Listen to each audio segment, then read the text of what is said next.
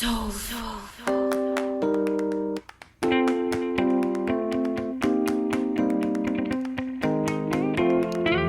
is Soliloquy Radio, the podcast that discusses philosophy, spirituality, consciousness, and paths to a positive lifestyle from a non-theistic perspective. So sit back and open your mind.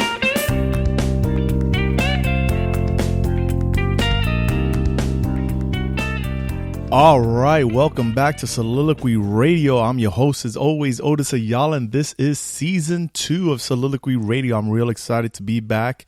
I hope everybody's excited to have me back. We're going to be getting into some real stuff this season. See, last season, season 1, we were laying down the foundation. We were laying down brick by brick, everything that we needed to know to have a solid foundation so that we could keep on moving forward with some of these subject matters that we're going to be getting into in this season. Because this season, we're going to be titling it Keeping It Real. We're going to keep it real this season. We're going to get into a lot of subject matter, a lot of topics. And if you're not ready, you better get ready. Because like I said, this is going to get hardcore. We're going to get right into it, right? First, I want to send a big shout out, to everybody who's in the way of Hurricane Dorian, who's holding it down. Prayers to the people out in Bermuda. So now let's get right into it. And what I wanted to get into is something that's kind of appropriate since I'm coming back right now from a hiatus. We're going to be talking about coming back to center. That's right. Coming back to your center, coming back to the center, coming back to your inner center. What is that about, right? So what is it exactly that I mean when I say coming back to center? And why is it necessary, and how do we activate that? So coming back to center is the act of bringing your mind to its neutral point. It's not your happy place. It's not your sad place. It's the point of neutrality where you're balanced and your vision is not clouded by emotions, whether it's emotions of happiness, emotions of sadness. It's a place of peace. It's a place of oneness with the rest of creation. Because in essence, creation in the universe and the natural occurring events in our world, they're neither bad nor good. They just are. So when you come to your center, you just are. And misfortunes, all right, they all may happen as a result of events, but those events are just natural occurrences. And they don't have a malevolent reason for occurring. They just happen. That's life. That's the way it goes. After all, after these events, all these things happen. See, nature itself comes back to a natural state of being, right? After a forest fire or after a volcano, nature itself goes back to a neutral sense. And in the same way, in that same manner, we come in and out of our centers. It's a natural occurrence. We can't always be centered. In life, we have to go in and out of states, kind of like water. See, water has the ability to change states.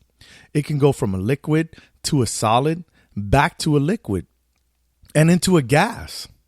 But we have to remember that our natural state is to be back in our center.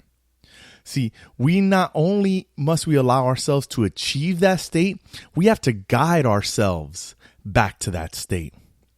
For the last couple of months, I've been on a hiatus and I've been dealing with a frustrating situation that caused me to come away from my center because nobody's perfect. And like I said, these are all natural occurrences. We come in and out of our phases. We come in and out of our centers throughout life, always being. We're never stagnant. We're always moving between phases. And what caused me to go through this? 2 words: kitchen remodel. And if you want a situation that's going to test your patience, that's it right there. But to be honest, it wasn't the remodel itself because I was able to deal with all of that. I knew what I was getting into. And so I didn't have any anxiety or any preconceived notions about what was going to go on. I kind of knew and clear what I was getting into. What was frustrating was not being prepared for dealing with what comes with a contractor that tries to walk away with your money. And yes, you heard that right. I almost became a victim of a crime that you hear about on TV. And to put the situation in a brief detail, I made the mistake of signing a contract for my insurance claim on kitchen repairs. And I used this contractor company that worked on my neighbor's kitchen. And so I full-heartedly trusted them because my neighbor's kitchen came out great. But long story short, the company got paid and 2.5 months went by without any work performed, and my kitchen was in a total unusable state. And the owner of the company wouldn't take or return any of my calls. And then all of a sudden, the office stopped taking calls altogether. And you can imagine what kind of a state of mind this put me into. Because I'm imagining, this contractor running away with my money, and now I'm left with a kitchen that's incomplete and what have you. So things were looking really bad, and my anxiety level was through the roof. And needless to say, I was really off center. And I tried to do what I could. And, everywhere I was going, I was ending up with a dead end. The owner of the company, she wasn't returning calls. Nobody was picking up the phone at the company.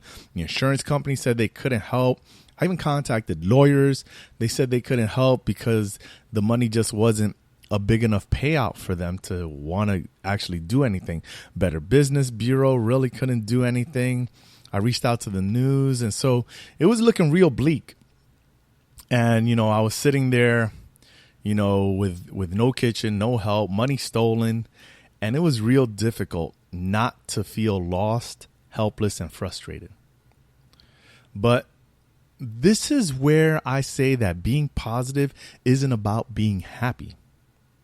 It isn't about being happy in bad situations. It's about knowing that you'll make it through those bad situations. That although it's horrible, it's not the end of the world. And that if you persevere, you can always find a way. That despite the number of closed doors, the dead ends, you keep trying until you find one that will finally open. And that's exactly what I did. I spoke to my neighbor, and long story short, I ended up going and looking for information and got in contact with somebody who was still working with the contractor. And I was able to find a little known law in the books in my state that my situation fell directly under. And that would allow me to essentially call the sheriff's office and put a warrant out on the arrest of this contractor for grand theft. So with that in my pocket and having contacted the state licensing bureau to revoke their business license, I had that gentleman relaying the information to the owner and told her that, I really didn't want to send her to jail for felony and have her go to jail. I just wanted my money back.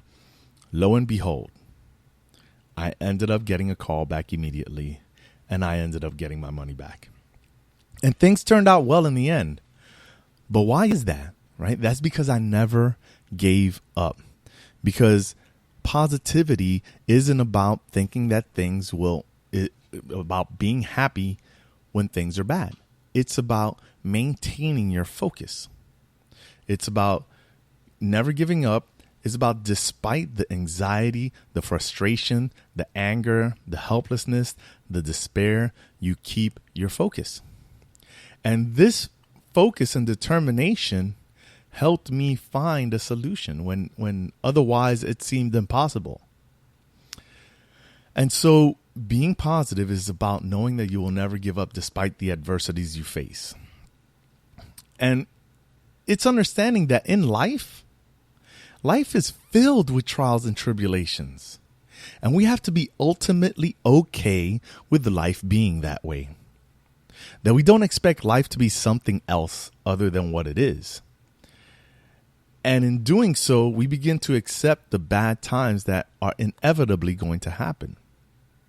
But accepting those bad times, that doesn't mean we sit back and let them run us over. Yes, we can be peaceful beings, but we don't have to allow the negativity and the toxicity from other people to totally run us over. We have to maintain control of that. So we have to be mindful that after we get into situations like this, that we have to be able to return ourselves to center. You see, like the analogy of the water, right? And how it changes and goes through its states of matter.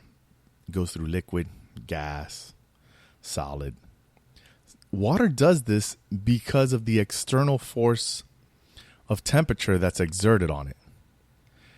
But if we're to become masters of our realities, we can't allow external forces to have command of our phasing of matter. See, our states of emotion, our mental states.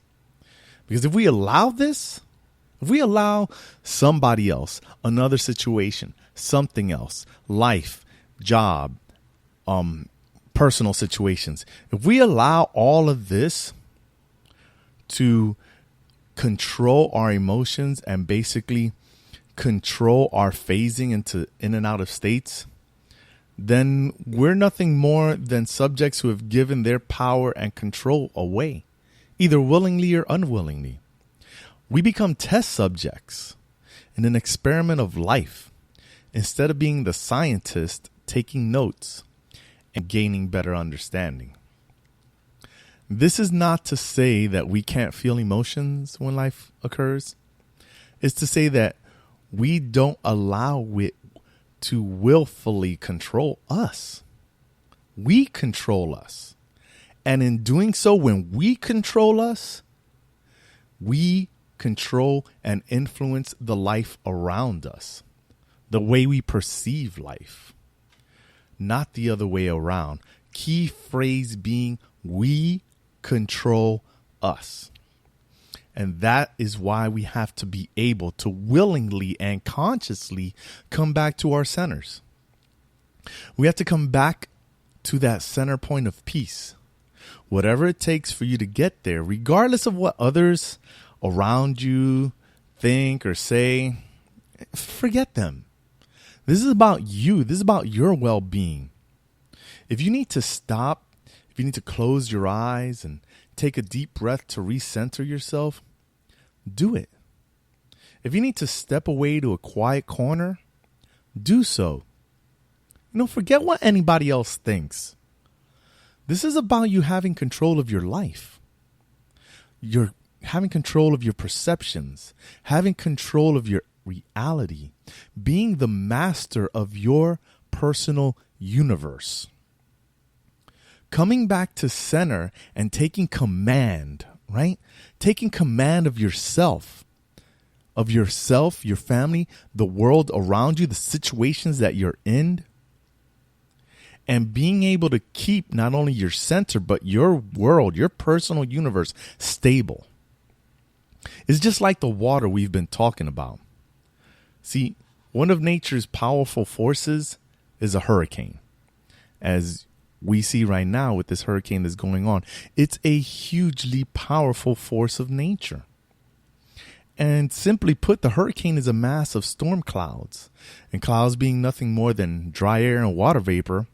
But while the hurricane is powerful with high wind speeds, and we've seen it, this hurricane is 185 miles per hour speeds. That's an incredible speed. But the eye, the center of the storm, the eye, is calm and peaceful.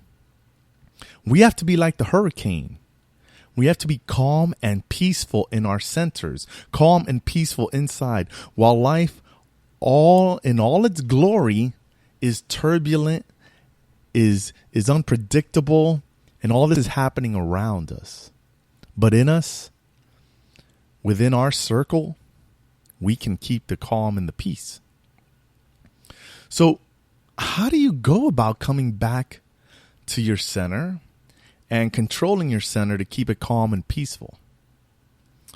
This is all based on you. This is based on individuality. This is based on what works for you, what you feel would work better for you.